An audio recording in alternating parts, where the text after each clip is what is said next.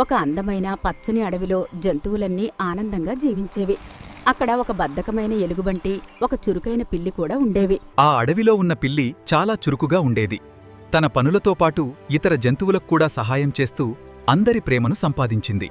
అందరూ పనుల్లో బిజీగా ఉండగా ఎలుగుబంటి మాత్రం రోజంతా తింటూ నిద్రపోతూ బద్ధకంగా కాలం గడిపేది.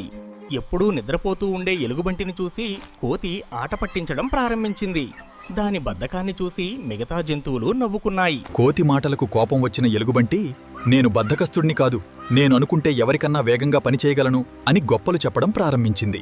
జంతువుల వాదనను ఆపేందుకు అడవికి పెద్దైన ఏనుగు ముందుకొచ్చింది.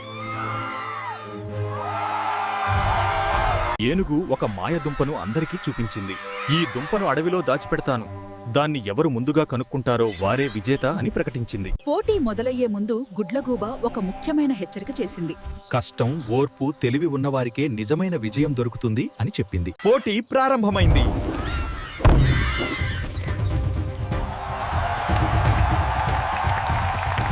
దుంప కోసం వెతుకుతున్న పిల్లికి ఒక చిన్న కుందేలు ప్రమాదంలో కనిపించింది. పోటీని పక్కన పెట్టి ముందుగా దానికి సహాయం చేసింది.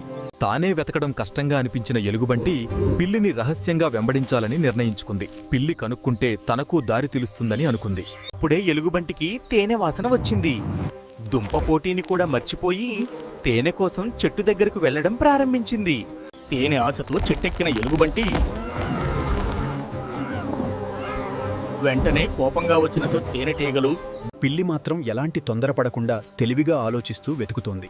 చిన్న చిన్న ఆధారాలను గమనిస్తూ దుంప దాగి ఉన్న చోటుకు దగ్గరవుతోంది. చివరికి పిల్లి ఒక పురాతన చెట్టు తొర్ర దగ్గరకు చేరుకుంది. అక్కడ దాగి ఉన్న మాయదుంపను చూసి ఓటమితో పాటు తన తప్పు కూడా ఏలుగుబంటికి అర్థమైంది. బద్ధకం, ఆశ, మోసం వల్లే తాను ఓడిపోయానని అది సిగ్గుపడింది. అప్పుడు ఏనుగు అందరికీ ఒక గొప్ప బోధ చెప్పింది. కష్టం, ఓర్పు, మంచితనం ఉన్నవారే నిజమైన విజేతలవుతారు. బద్ధకం, మోసం ఎప్పటికీ విజయాన్ని ఇవ్వవని చెప్పింది. ఆ రోజు తరువాత ఎలుగుబంటి పూర్తిగా మారిపోయింది.